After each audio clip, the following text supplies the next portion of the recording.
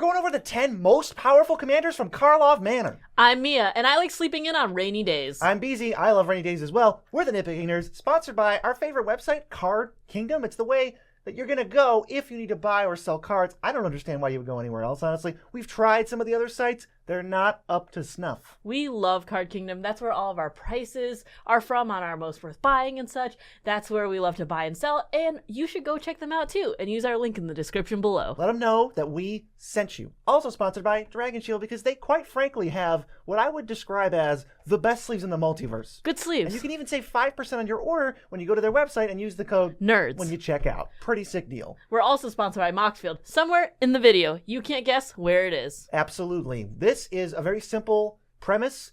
We are not doing Ranking Every Commander this set. We are doing the top 10 strongest. This is only based on how powerful these commanders are from Karlov Manor. We're also including Karlov Manor Commander, and we're also including Ravnica Clue Edition. So all that's wrapped up together in this one set, and I don't think we have anything else to talk about except the list. There were a lot of interesting mechanics in this set, but the 10th commander that we're going to talk about is Izoni, Center of the Web. 4 green-black for a 5/4 menace. When she ETBs or attacks, you can collect evidence 4. If you do, create 2 2/1 black and green spider creature tokens with menace and reach. You sack 4 tokens, then you surveil 2, draw 2, and you gain 2 life. That's a lot of advantage. Plus, I like the fact that collecting evidence means exiling stuff from your graveyard, which Golgari loves to do anyways. I kind of like this spin on it, where instead of like filling up the graveyard to do like reanimation stuff, you mostly just want to fill up the graveyard to then make spiders and collect evidence when you get her to attack and enter the battlefield more times. I think this is a cool take on it. I like the idea of just emptying your graveyard instead and just turning it into like onboard advantage.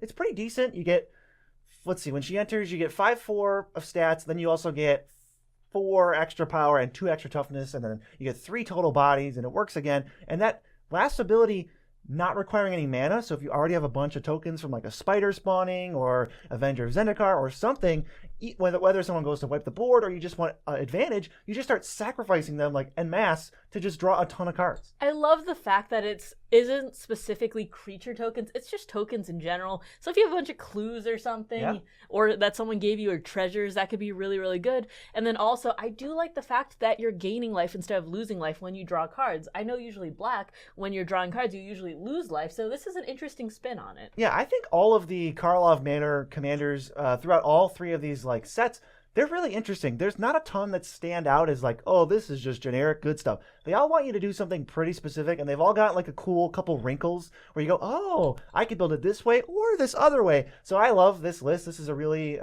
sweet combination of commanders, and we're going to go to number 9, which is Judith, Carnage Connoisseur. 3 red-black for a 3/4. Whenever you cast an instant or sorcery spell, choose one. The spell gains Death Touch and Lifelink, or you create a 2/2 red imp that dies into 2 damage to each opponent. The first thing everyone thinks of, if I can give an instant or a sorcery lifelink, is Blasphemous Act or Chain Reaction. Gaining life equal to the number of creatures in play times 13, or in the case of Chain Reaction, the number of creatures in play times the number of creatures in play. I think of this as like a multimodal type of Puru, like a build your own. Yeah. I think it's really interesting. And I think this is one of the commanders, if not the only commander from the set that I personally want to build. I think that's just super cool. Plus there was like Harmonic Prodigy, I think people were talking about, where you get an extra trigger of this, so you can get both of these if you really want. I think this takes a really interesting spin on Rakdos. It's not just the sacrifice themes that we usually think about, or it's not just the all-in type of value that like Rowan provided, for instance. So I think that this is way more mid-rangey, and I'd be a lot more comfortable playing Rakdos like this. Yeah, you could totally go like the spell slinger route and just make a bunch of 2/2s, or you could go the weird like one-sided board wipe route and use like Volcanic Torrent or Electrickery to only deal damage to your opponent's things, killing them all, making everything you do a Plague Wind. The only gripe I have about Judith is that she's 5 mana, so she's really expensive to get down and like not do anything when she enters the battlefield. So if she dies once, it's going to be a hefty price to get her back out. But if you've got enough mana, you can play her and then make a crazy haymaker explosion the same turn. I think also if you're playing these into like more mid-rangey decks and you can stall out the game a little bit more, you'll have time to recast her if you need. Yeah, exactly. So what is our number 8 commander? Our number 8 is Ansrag, the Quake Mole. 2 red-green for an 8/4. That's big stats. Whenever he becomes blocked, untap each creature you control. After this combat phase, there's an additional combat phase. And if you pay 3 red, red, and green, green, he must be blocked each combat this turn if able. I love the fact that this does not say this can only trigger once per turn. Yep. So with his built-in ability to force blocks, all you got to do is make him indestructible or something. Tamiyo's Safekeeping, I'm finally going to suggest putting into a deck. You fire that off for 1 mana, you pay 7. That's a lot, but we're assuming we're in the late game to do this, or we're ramping up with Gruul. You just wipe everybody else's creatures. There's no getting around it. And if you have other creatures, you basically just win the game because the entire time you've got like a 4/4 flyer connecting or something. I don't know why Amber has her paw on me, but it's fine. I also really love this because even though it is paying 7, it says each combat this turn. You don't have to pay for it every time. It's like a one-time deal. So if you can make infinite combats or something, this will just trigger for all of them that he has to be blocked. If you give your opponents an indestructible blocker, you do get infinite combats, and you're going to have to rely on some kind of flyer or other creatures with trample or something to actually close out the game. But that's where it just gets silly. I mean, I don't know how we're doing that, but Ansrag, the fact that it's just 4 mana 8/4, it's already huge. Giving it double strike is already basically lethal. If you give it +3/+3 double strike, that's a one-hit kill because it's 11 times 2. That's commander damage. Yeah, combat tricks, plus if you like have fling too to finish someone off if you really need to, I think that could be a good little like emergency like eject button if you need. Yeah, this looks like a fun, totally unique commander. It's kind of out there, but I can totally see where this thing just dominates games. And if you let the Ansrag player get enough mana, you're screwed. But before we move on to number 7, we have to take a small break to talk about something very important. Every day, there are cats out there that aren't getting the education that they need to succeed in life. They are going without treats, scratchies, and belly rubs. Some of them don't even know how to play Magic the Gathering. But all hope is not lost. For as little as $2 a month, you can support Nitpicking Nerds on Patreon and get these cats the help that they need. Your small donation will change the lives of these helpless animals. Go to patreon.com/nitpickingnerds to pledge your support. Thank you to all of our supporters. Wow, that was truly moving. I felt a little something watching that. My heart goes out to all those poor cats. Why don't we get to number 7? We'll try to lighten the mood a little bit. Aurelia, the law above, is 3 white red for a 4/4 flying vigilance haste. Whenever a player attacks with 3 or more creatures, you draw a card. And whenever a player attacks with 5 or more creatures, she deals 3 to each of your opponents, and you gain 3 life. Let's try to put on a brave face for these next couple. I'll try my best. Aurelia is really cool both as a commander and in the 99. It gives Boros that much needed card draw and a little bit of damage every single time people attack. So it's like if you have some sort of goading or something, or you give people like life of the parties and then a bunch of like tempt with vengeance type deals, this could be a really interesting deck where you both have card advantage and a little bit of life gain and a little bit of burn and attack damage all in Boros in a neat little package. Yeah, this is kind of everything Boros wants. Again, same thing as Judith. It's a little pricey, so when it dies, this isn't a commander you're going to be able to cast 5 times in a game. But this one, unlike Judith, gives you a little bit more right away. You are an Aurelia deck. It's your commander. I'm going to trigger it every single time the turn I play it. I'm going to get at least 3 and probably 5 if you've got other things going on. I think Aurelia is just a really cool character in the story too. She plays a part in multiple like arcs, and to see her always coming back with like haste and just doing something really cool every time, I really do like this for the story. Overall, I really like this a lot better than the Boros Precon Commander, considering I don't want to remember like, oh, that's suspected, and I don't even remember what that means right now. I think it means he has menace. Yeah, it's simple, and it's a pretty strong design. It's Boros card draw built in. There's not a lot of Boros commanders that have card draw built in. And usually they're like, oh, you got to play equipment if you want to draw cards. Like, forget that. Let me just attack people the good old-fashioned Boros way. This is awesome. Built in, like, win condition. Throw Helm of the Host on it, and you're just living the dream. Plus, a lot of Commander games in the lower to medium power levels rely on combat damage anyways. If you're not comboing, then this is a great way to survive to the mid and late game with a lot of card advantage in Boros. Yeah, we'll hop on down the list. We'll go to number 6. What do we got? We've got Apothecary White, 3 and a white for a 3/4 Vigi. Whenever you attack, you create a food token for each player being attacked. If you pay white and tap it and tap X untapped foods you control, you create X 1/1 white human creature tokens.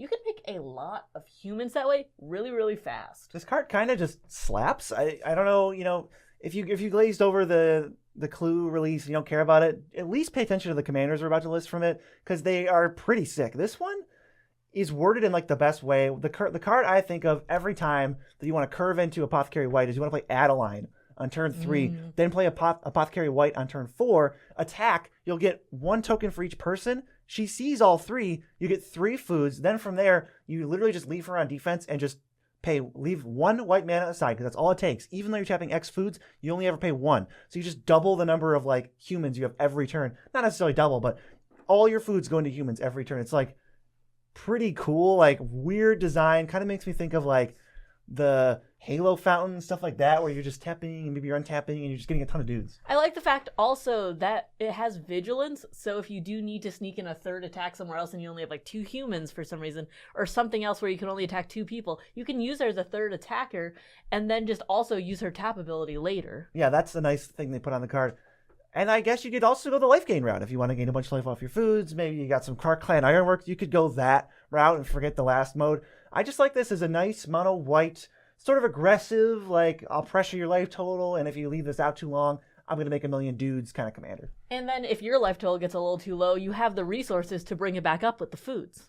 So the one thing I think of with Apothecary White is token doublers, because when you attack, you get twice as many food tokens, so you're going to get up to 6. And then when you tap those 6 food tokens, you don't get 6 soldiers, you get 12. It's like really like doubles the numbers in your favor. Is that a phrase? There's also token triplers and O'Hare Talk and stuff that was just in the last set. Plus we also have creatures that make different types, like Academy Manufactor, where we can be making foods, treasures, and clues. And then we take the foods to make the humans, but we can use the clues and the treasures to fuel each other and get more stuff off of it. Kind of silly. Apothecary White, now that we're thinking about it and we're really brewing with it, this could get nasty. Now imagine every time you make a human, though, instead you make an angel. That could be really Divine spicy. Visitation? Yeah.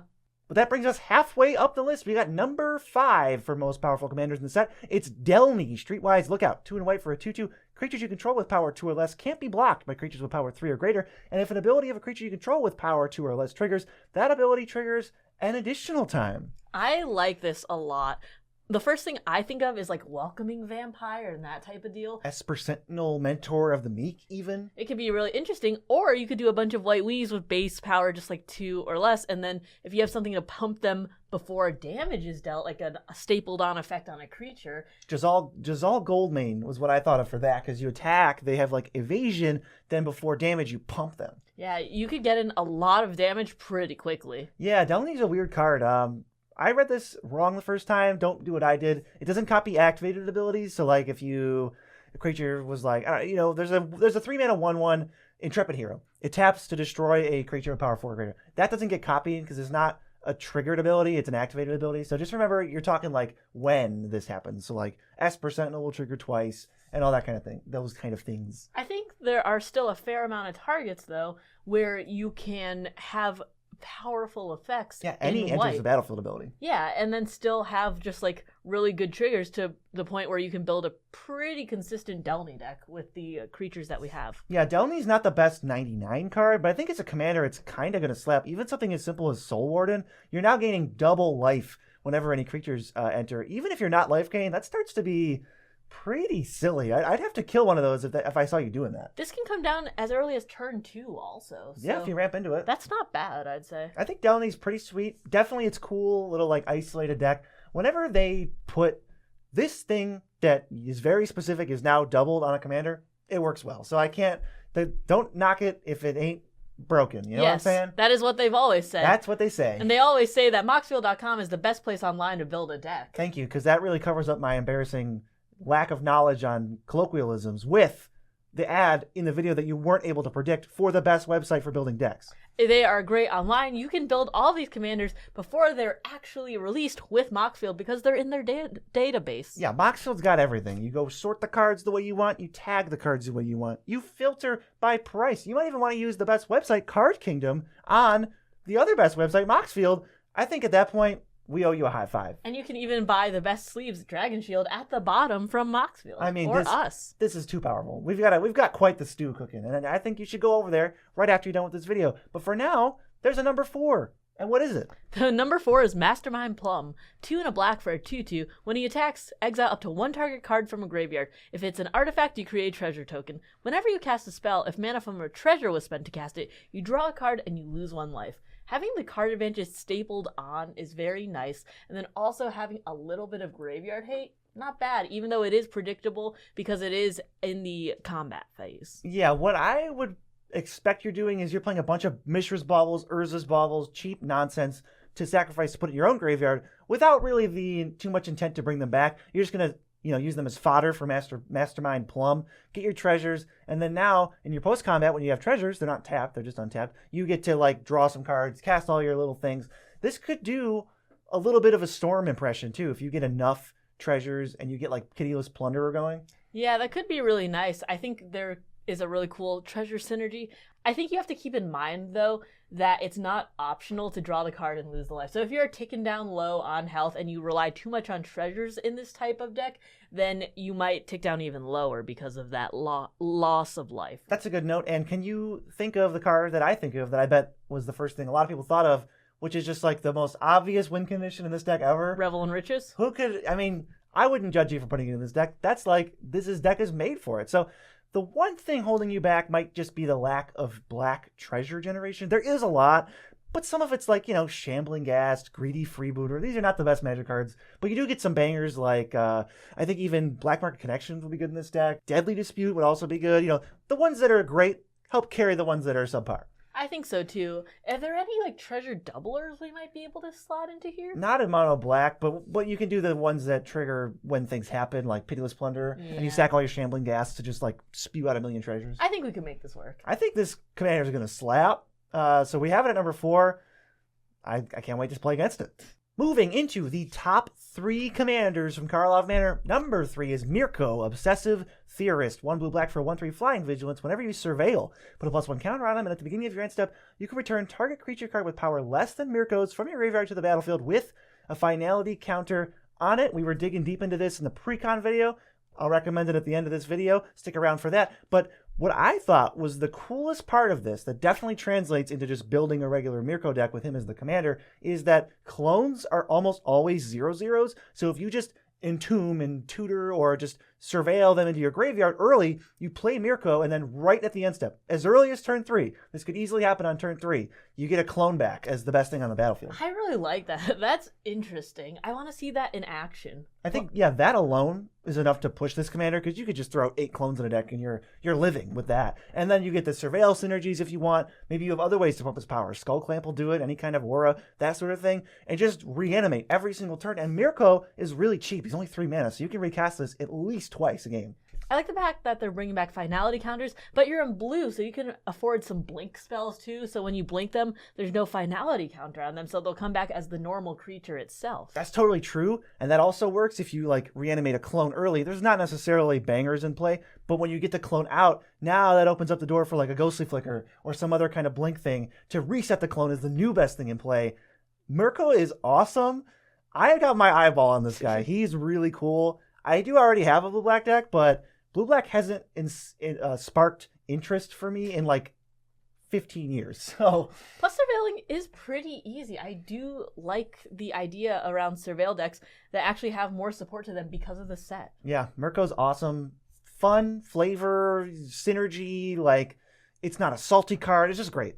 I'll definitely agree on the fact that it's not salty. It's just really fun, and I think it could be very powerful. Number 2 is Emissary Green. 4 green for a 3/3. When it attacks, starting with you, each player votes for profit or security. You create a number of treasure tokens twice to the number of profit votes, and put a number of 1/1 counters on each creature equal to the number of security votes. This is modal. It gets the table talking a little bit. I think that this can be really fun. Now, the first card I think of with this is Tivit. It just seems like that kind of card where there's not really a combination of things that happen that you're upset with.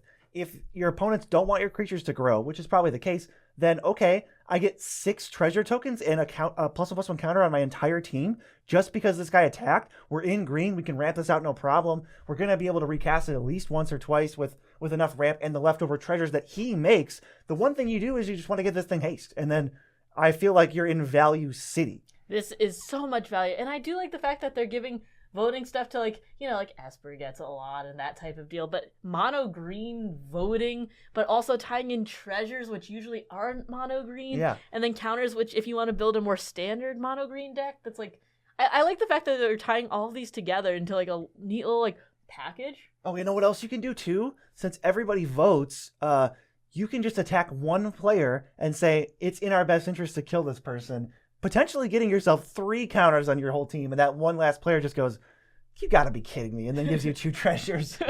Yeah, the fact that you do have to, everyone has to vote, and they're always going to do what's best for them. I think you could spin it in a way where you get the best outcome if you're like good enough with politics. Yeah, it might be tricky to, you're not really going to get extra combats in a mono green deck, so you kind of have to just, what you see is what you get. You could Helm of the Host it, or actually you could use things like Lithoform Engine and like Stronic Resonator to just copy the trigger, because you're going to get all the mana back that you spend to do that in treasure tokens when your opponents are forced to vote to give you them. So that's actually probably a way to go. I know we chatted a little bit about the fact that Gliss is one of the only green decks that wants artifacts. Could we build this maybe into a mono green artifact, like treasures matter, like yeah, the old just Noblin artifact matter in general deck? I mean, Emissary Green seems like it could be just kind of messed up. I think so too. I really do like that with the, when you mention Lithoform and Strionic, like it could be really fun. But if you want the TLDR clickbait version, it's Green Tivit. Green Tivit, everyone. It's broken. It's banned already. All right. Number 1. There is a card better than this, we think. It's Lonus, Genetics Expert. 1 green blue hybrid for a 1/2 with Evolve. Whenever 1 or more +1 counters are put on Lonus, investigate that many times, and whenever you sacrifice a clue, put a +1/+1 counter on another target creature you control. This thing just reads as busted to me and probably you as well, where I'm just like, one of the only stop gaps on this thing is that it says another target creature. What if I just worked around that with like 1 card? And it turns out there's at least 3 infinite combos that are pretty easy to pull off. The first one is with the card Extruder. You sacrifice an artifact to put a +1 counter on target creature. That just goes infinite. You now have infinite-sized creatures because Lonus will trigger infinite times. That is really cool. I think this card can get really sweaty. I know you can build it pretty fun. I feel like this is one of those cards where people will accidentally run into an infinite combo or a near infinite combo because of just how strong this reads in general. Yeah, Lonus is going to stick in play. It's a little sticky, it's cheap, it's a little slow to get going, so it's not necessarily the biggest threat right away, but it's one of those commanders that when it sticks around for 2-3 turns, just goes infinite, because that's not even the only combo I was going to mention. You can also use Spark Double or Sakashima to make a non-legendary Lonus, which now, I mean, you're just going off. Throw in Clark Clan Ironworks to sack your clues. That draws your entire deck. Throw in Academy Manufactor. Now you have infinite treasures, clues, and food also. And it's just, it's game over from there. So if you can't let Lonus do things. You have to kill the player, because the creatures and the random crap that it throws out are just going to, like that. It's in Simic too, which means you're going to be getting value one way or another, whether it's ways to protect Lonus or you're just drawing towards your win con. It doesn't really matter in the end, because you're going to have the resources to do it. Yeah, even something as simple as like increasing savagery. Put 5 +1/+1 counters on a creature. You put 5 counters on Lonus, you just get 5 clues. Yeah, and if you can get enough mana for like Tamio's Journal or something, you just have tutors like left and right. You can easily demonic tutor every turn, because once you get 3 clues and you sacrifice them, then you have the means to put counters on Lonus to get 3 more clues to sacrifice a tutor for more things, and you're in blue, so you can have counterspell backup to all these things. So Lonus, extra turns, that's another good thing to do. Lonus just feels like a really strong. The more we talk about it, the more I'm like, yeah, I'm glad we put this at number 1. Yeah, this is a powerhouse in general, and I think that if people were to just look at the MKM set in general, they wouldn't see too much power because there's a lot of mechanics that are getting like a resurgence like Morph. But then you look at the Clue side, and then half of our commanders in our top 10 most powerful are from the Clue set. Yeah, so don't sleep on the Clue set. Don't sleep on Lonus. Kill it. Every time you see it, kill it with fire. And the player. And if you're worried about Mirko, you're like, well, what can I do with that Mirko precon? We got the precon upgrade guide right here. You don't want to miss it.